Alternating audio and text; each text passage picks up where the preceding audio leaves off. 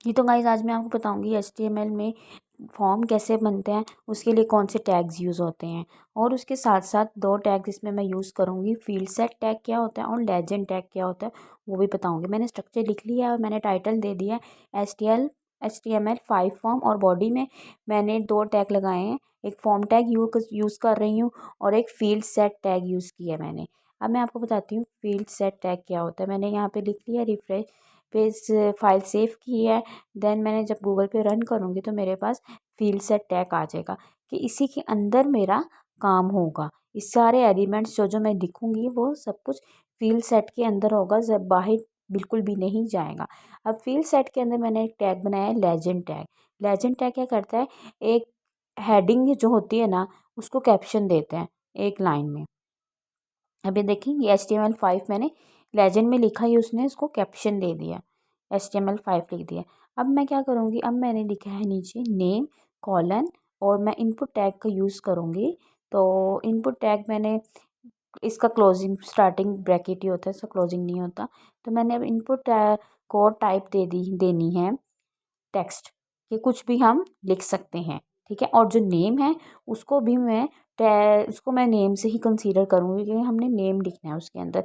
कोई भी किसी का भी आप लिख सकते हैं, अपना लिख लें, किसी और का लिख लें, बस लिख सकते हैं। मैंने फाइल सेव की तो मेरे पास इनपुट आ गया, नेम और इनपुट आ गया। यहाँ पे आप नाम लिख सकते हैं। तो इसके बाद एक और इसके और टाइप बताऊँगी रिक्वायर्ड, कि जो हम चीज़ रिक्वायर्ड करें सिर्फ वही है, कुछ भी हम रिक्वायर्ड कर सकते हैं। इसको कोई भी नाम लिख सकते हैं, ज़रूरी नहीं है एक नाम लिखें। उसके लिए भी एक नाम बताऊँगी कि जो हम नाम एक लिख सकते हैं। उसके बाद है प्लेस होल्डर क्या होता है। जैसे किसी भी हम लॉगिन फॉर्म, हम किसी भी प्लेटफॉर्म में जाते हैं, वो लॉगिन फॉर्म के लिए हमारा नेम यूज़र नेम वगैरह मांगता है। उसमें लिखा होता है enter user name, enter password. Highlight हुआ थोड़ा सा नज़र आता है, ब्लैक हुआ हुआ, जब हम उस पर क्लिक करते हैं तो वो फिर हट जाता है और हम अपना यूज़र नेम उसमें डाल देते हैं। उसके बाद इसमें क्या होता है, प्लेस होल्डर के बाद आता है auto complete, auto focus. Auto focus कुछ नहीं होता, बस उसमें वो फोकस ही रहना होता है, इतना कुछ नहीं होता। उसको मैं कुछ रिक्वायर्ड नहीं कर रही अभी, ठीक है। और उसके बाद होता है वैल्यू। वैल्यू के देने, अब जैसे मैं यहाँ पे एक वैल्यू दे दूँ कि टाइप हेयर, कि आप यहाँ टाइप हेयर लिखा हुआ है, जब आप वहाँ जाएंगे टाइप हेयर को कट करेंगे, टाइप हेयर वहाँ पे आपको लिखा हुआ आएगा, ठीक है। जब आप वहाँ जाएंगे टाइप हेयर को कट करेंगे इस तरह से, जैसे मैं अभी करती हूँ। तो यहाँ पे अपना नाम आप कुछ भी लिख सकते हैं, उसके आगे भी लिख सकते हैं। अगर आपने नहीं कुछ भी करना, ऐसे कर सकते हैं, उसको ब्लैंक करके भी एक टिक बॉक्स को लिख सकते हैं। तो ये हो गया हमारा जी नेम का, कि नेम वगैरह के अंदर क्या क्या चीज़ें रिक्वायर्ड होती हैं, क्या वैल्यू होती है, प्लेस होल्डर में क्या होता है, ये सब चीज़ें, ठीक है। उसके बाद आता है जी हमारा जो जो हमने कोड लिखना है, हमने उसके बाद ब्रेक लाजमी लगानी है। अगर ब्रेक नहीं लगाएंगे तो फिर आपको पता है, मैंने पिछली वीडियोस में बताया था, वो सब कुछ इकट्ठा होके लिखा जाएगा, सब बॉक्स आपस में जुड़ जाएंगे। तो मैंने इसके बाद दो मरतबा मैंने फिर ब्रेक का टैग लगा दी, यूज़ किया है, ठीक है। उसके बाद आता है हमारा इसके कलर बताती हूँ कि कलर को हम कैसे यूज़ कर सकते हैं, उसके फिर सारे कोड्स वगैरह कैसे आते हैं हमारे पास। कलर लिखा, कॉलन लिखा, आगे वही मैंने इनपुट टैग यूज़ किया और उसमें मैंने टाइप लिखा कलर और नेम लिखा कलर। इसमें हम इतना भी कुछ रिक्वायर्ड नहीं कर रहे, एक वैल्यू ऐड करेंगे इसके अंदर, ठीक है। सबसे पहले मैं आपको दिखाती हूँ कि ये इतना कैसे दिखा है। नज़र आया हमारे पास, आगे ये कलर आ गया। जैसे ही हम इस पर कलर पे क्लिक करेंगे तो ये हमारे पास कोई भी कलर हम इसमें चूज़ कर सकते हैं। ये RGB में भी आ गया है, हेक्सा में भी आएंगे, और कोड्स भी आएंगे। जैसे मैं यहाँ लिख दिया 255 फिर कलर चेंज हुआ है, फिर 255 लिखा है, फिर कलर चेंज हुआ है। अब मैं दरमियान में कलर चेंज करूँगी, मैंने 75 6 लिखा है, 76 में ये कलर आ गया। कोड में हेक्सा में होता है, कोड में कलर चेंज होते हैं। जो HSL में होता है उसमें हमारे पास नंबर्स में आता है और परसेंटेज में आता है। अब मैं यहाँ वैल्यू देती हूँ कि मुझे रेड कलर चाहिए, तो मेरे पास से खुद ब खुद वहाँ पे रेड कलर आ जाएगा, पर हम कलर चेंज कर सकते हैं। मैंने रेड कलर का कोड लिखा है, एक रेड का कोड है हेक्सा में, ठीक है। अब मैंने फाइल सेव की, मेरे पास रेड कलर आ गया। कलर चेंज वगैरह कर सकते हैं, वैसे भी हमने वहाँ पे उनको वैल्यू दे दी। तो उसके बाद मैं यहाँ पे फिर as usual break tag use कर रही हूँ, ठीक है। उसके बाद तो नेक्स्ट आता है हमारे पास हॉबीज़, कि जैसे कोई भी फॉर्म हमारे पास आता है तो वो लाइक हमसे हॉबीज़ कहते हैं कि हाँ जी दो हॉबीज़ हैं, आप इसमें से कुछ भी टिक कर सकते हैं। आप खुद भी लिख सकते हैं कि आपको किस चीज़ का ज़्यादा शौक़ है। तो मैंने वही इनपुट टैग यूज़ किया और मैंने चेक बॉक्स को टाइप में फंक्शन में लिखा है और जो नेम है मैंने उसमें हॉबीज़ लिखा है और उसके आगे मैंने बॉक्स ब्रैकेट्स यूज़ किए हैं। तो अब मैं आपको बताती हूँ कि चेक बॉक्स वहाँ कैसे दिख रहा है और उसके आगे जो भी मैं लिखूँगी हॉबी वो कैसे आपको नज़र आएगा। ठीक है, तो अब मैंने चेक बॉक्स बना दिया। अब मैं इसकी ब्रैकेट यहाँ पे इसको दूंगी चेक्ड कर दूँगी कि खुद ब खुद ऑटोमेटिकली चेक हुआ मेरे पास आएगी। ठीक है, उसमें चेक में मैं कोई भी वैल्यू रिक्वायर्ड नहीं कर रही। चेक के बाद मैंने डांसिंग लिख दी है। तो उसके बाद मैं इसी को ही कॉपी करूँगी, एक और बना लेती हूँ टैग और उसमें मैं थोड़ा चेंज लिख दूँगी। यहाँ मैंने डांसिंग लिखा है, वहाँ मैं थोड़ा इसको चेंज करती हूँ। तो मैंने इनपुट टैग यूज़ किया, उसमें मैंने टाइप में मैंने फिर चेक्ड लिखा है और उसके बाद नेम मैं फिर हॉबीज़ दूँगी और चेक को कोई वैल्यू रिक्वायर्ड नहीं करूँगी। उसके बाद मैं लिख दूँगी सिंगिंग। एक हो गया डांसिंग का शौक़ जो हो गया और एक हो गया उसका सिंगिंग का। ठीक है, ये दो आ गई हमारे पास चीज़ें कि हाँ आप इन दोनों में से किसी एक पर चेक कर सकते हैं, एक को टिक कर सकते हैं। जैसे अभी देखें फाइल को मैंने सेव किया है, देन जब मैं गूगल पर मैंने रन किया है तो मेरे पास से मुझे शो हो गया दोनों चेक्ड हुए हैं। चेक्ड हुए क्यों आए हैं? क्योंकि मैंने वहाँ कोड में चेक्ड लिखा था। अगर मैं चेक्ड ना लिखती तो फिर मैं खुद ब खुद एक चेक करती, कोई सा भी एक मैं चेक कर लेती। अब जब भी हम खोलेंगे दोनों चेक्ड हुए हमें नज़र आएंगे। तो इसके बाद मैं फिर ब्रेक टैग यूज़ कर रही हूँ, 2 मरतबा लिखूँगी ताकि थोड़ी मेरे पास स्पेस मुझे ज़्यादा मिल जाए। तो इक्वल स्पेस सब में रहे क्योंकि मैंने इसलिए 2-2 बार ब्रेक टैग यूज़ किया है। उसके बाद आता है जी ईमेल। ईमेल हम जहाँ भी हम कुछ भी प्लेटफॉर्म में कोई चीज़ लॉगिन करने जाएँ वो हमसे ईमेल ज़रूर रिक्वायर्ड करते हैं कि जब हमारी फ़ाइल बन जाए तो हमें मेल आ जाए कि हाँ जी आप इस वेबसाइट पे काम कर रही हैं। तो मैंने ईमेल में इनपुट टैग यूज़ किया, टाइप मैंने ईमेल लिखा और नेम भी ईमेल किया। देन मैं फाइल को सेव करूँगी, यहाँ मैं अपना ईमेल लिख सकती हूँ। ठीक है, उसके बाद तो मैं अब इसके बाद ईमेल के बाद मैं फिर ब्रेक टैग यूज़ कर रही हूँ। ठीक है, यहाँ थोड़ी ना मिस्टेक हो जाती है, डॉट डल जाता है मेरे पास। तो अब है रेडियो। रेडियो बटन क्या होता है ये आपको मैं एक एग्जांपल देती हूँ। जो हमारी बबल शीट होती है हम उसमें एमसीक्यू सॉल्व करते हैं, वो हमारी एज अ रेडियो होता है। रेडियो बटन की फॉर्म में ही बने होते हैं सर्कल्स हमारे पास। तो अब मैंने रेडियो को इनपुट दे दिया, इनपुट टैग में यूज़ किया तो मैंने टाइप उसको रेडियो दे दिया और नेम यहाँ मैं लिखूँगी जेंडर कि मेल है या फीमेल है, किसने ये फॉर्म मुझे फिल करके भेजा है। ठीक है, इसमें ये पता चलेगा। इसके बाद मैं यहाँ पे आगे लिख दूँगी मेल। ठीक है, अब मैं आपको बताती हूँ अब ये वहाँ पे कैसा ब्राउज़र पर रन होकर नज़र आ रहा है। तो मैंने फ़ाइल को मैंने सेव किया, देन जो गूगल पर जब मैंने रन किया तो मेरे पास ये आ गया। अब मैं यहाँ पे ऐसे कर सकती हूँ, कोई भी ऐसे करेगा तो मुझे पता चलेगा हाँ जी ये मेल है, इतने मेल्स ने मुझे वो भेजा है और इतने फीमेल ने भेजा है। ठीक है, अब उसके बाद मैं फिर ये इसको ही मैंने कॉपी कर लिया, नीचे लिख लिया। मैं यहाँ पे चेंज कर दूँगी, मेल की जगह मैं फीमेल कर दूँगी, फीमेल कर दूँगी। ठीक है, अब मैंने ये फीमेल कर दिया, मैं फ़ाइल को सेव करूँगी। अभी मुझे मेल फीमेल दोनों मिल जाएंगे।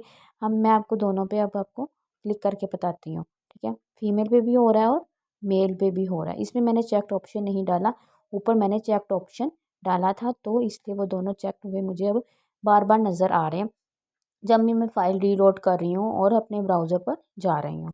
ठीक है, अब उसके बाद आता है हमारे पास रेडियो बटन के बाद है पासवर्ड कि हाँ जी अब पासवर्ड चाहिए मुझे। तो अब मैं पासवर्ड में भी वही लिखूँगी, इनपुट टैग यूज़ किया मैंने और उसमें मैंने टाइप भी पासवर्ड लिखा है और नेम भी मैंने पासवर्ड लिखा है। इसमें कोई प्लेस होल्डर वगैरह यूज़ नहीं होता, इसमें हमने खुद ही से डालना होता है पासवर्ड। वो हमें खुद जैसे एक पासवर्ड हम लिखते हैं शो नहीं होगा, ठीक है, वैसा ही लिखा जाएगा। अगर हम साइट पर एक फ़ॉन्ट ऑसम यूज़ करेंगे उसकी वजह से हमें अपना पासवर्ड शो होगा। इसमें मैंने कोई ऐसा फंक्शन ऐड नहीं किया कि मुझे पासवर्ड मेरा शो हुआ मिले। उसके बाद मैंने फिर ब्रेक टैग लगा दिया। तो उसके बाद अब आता है हमारे पास एज कि हाँ जी एज कितनी है। इसमें मैं आपको बताऊंगी मिनिमम भी आएगा और मैक्सिमम भी आएगा। एज को मैंने इनपुट टाइप मैंने दिया है नंबर चाहिए मुझे और उसके बाद नेम में फिर नंबर चाहिए। ठीक है, और इसको मैं चाहती हूँ कि मिनिमम जो एज है वो 1 से स्टार्ट हो, मैक्सिमम 25 तक एज चाहिए। उसके 25 से ज़्यादा मुझे एम्प्लॉय की एज मुझे नहीं चाहिए, ना ही मुझे एम्प्लॉय चाहिए। मैंने 1 से 25 तक कहा है, अब मुझे इतनी ही मिलेगी। मैं अभी आपको रन करके बताती हूँ, दिखाती हूँ। ये देखिए, अब मैं यहाँ पे जैसे एज पे जाऊँ, यहाँ मैंने 1 से लिखा ना, 1 से काउंटिंग सिर्फ 25 पर आके वो रुक गई। क्यों? क्योंकि मैंने वहाँ पे 25 दिया था। अगर मैं मिनिमम और मैक्सिमम एज ना देती, उसको मैं डिलीट कर देती यहाँ से अभी थोड़ी देर के लिए, तो उसके बाद फिर मुझे ये 100 तक जानी थी, 100 तक मेरे पास एज आ जानी थी। ये देखिए, अब थोड़ी उसकी बॉक्स की लेंथ भी लंबी हो गई। तो ये देखिए, अभी मेरे पास एज कैसे जा रही है, 100 तक चली जाएगी। 100 तक आप इसको कर सकते हैं। पर मैं यहाँ पे मिनिमम एज और मैक्सिमम एज दोनों दूँगी, कि मुझे दोनों चाहिए, इतने तक चाहिए।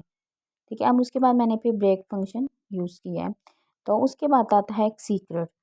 सीक्रेट में कुछ भी नहीं आएगा, ये ब्लैंक ही नज़र आएगा, सिर्फ सीक्रेट नज़र आएगा, क्योंकि मैं उसमें जो इनपुट टाइप दे रही हूँ वो भी सीक्रेट ही लिख रही हूँ। अगर मैं यहाँ हिडन लिख रही हूँ, अगर मैं वहाँ कुछ भी लिखती तो मेरे पास वो, अगर मैं यहाँ बटन लिखती तो मुझे वहाँ पे एक ब्लैंक बॉक्स नज़र आ जाता, जैसे ऊपर आए हैं नज़र। ठीक है, मैंने फ़ाइल को सेव किया, देन जैसे मैंने गूगल पे रन किया तो देखिए मेरे पास सीक्रेट आ गया। तो अब उसके बाद ये थोड़ा और लंबा चलेगा कोड, तो मैं इसको थोड़ा ज़ूम कर देती हूँ। ठीक है, इतना। अब उसके बाद रह गया हमारा है जी रेंज टैग।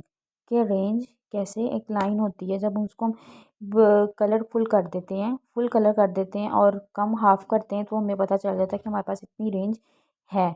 तो अब इसको मैंने इनपुट टैग दे दिया है, टाइप मैंने दे दिया है रेंज, और नेम मैंने दे दिया है रेंज। इसमें मैं मिनिमम और मैक्सिमम यूज़ करूँगी। मुझे मिनिमम इतनी रेंज चाहिए और मैक्सिमम मुझे इतनी रेंज चाहिए। ठीक है, अब मैंने रेंज ही देखी, हम इसको कम भी कर सकते हैं और ज़्यादा भी कर सकते हैं।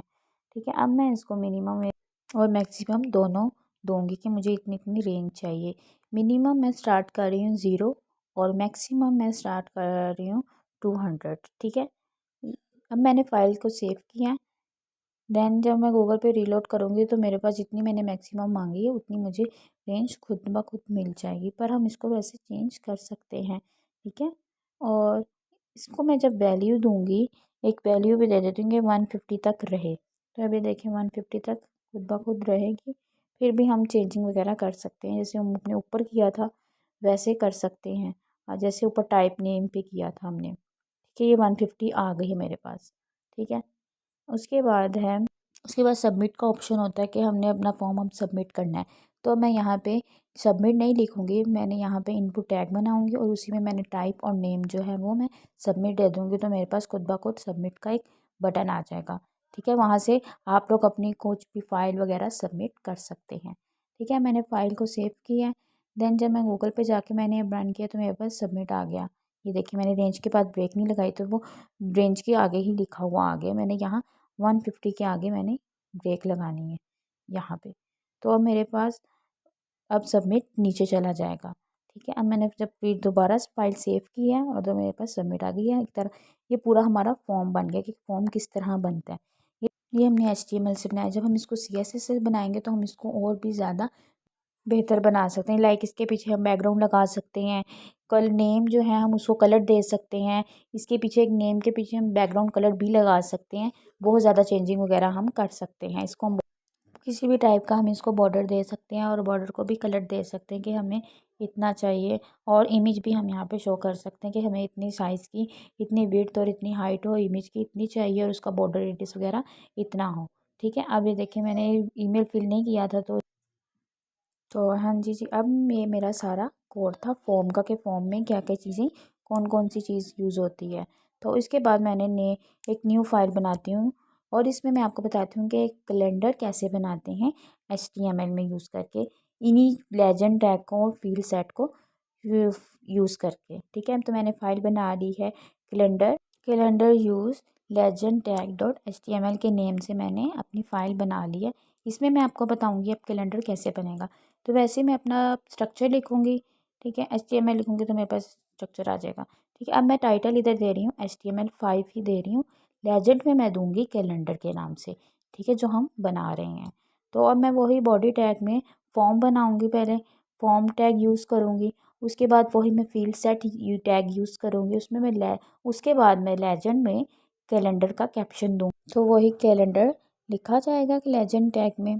ठीक है, तो उसके बाद मैं फिर इसमें आपको कैलेंडर बताना दिखाती हूँ कि डेट कैसे ला सकते हैं, टाइम कैसे ला सकते हैं।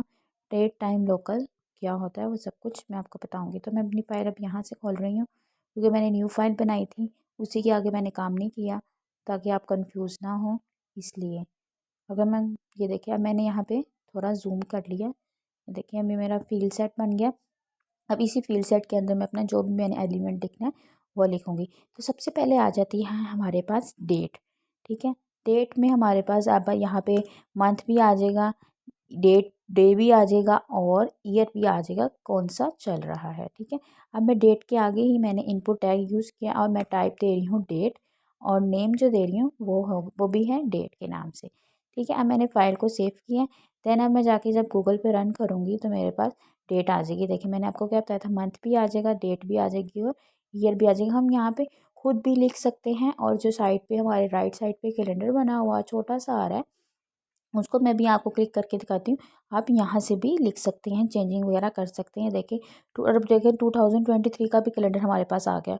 2024 अब चल रहा है, तो हम उसका में कोई भी डेट, हम टुडे को क्लिक करेंगे तो आज की डेट खुद ब खुद वो लिखी हुई आ जाएगी। क्लियर करेंगे तो डेटा ऊपर से जो भी मैंने लिखा था डेट वगैरह वो क्लियर हो जाएगा। यहाँ से मेरी फ़ाइल थोड़ी ना ख़राब हो गई है, मैं दोबारा से अपना कोड लिखती हूँ, थोड़ा वेट।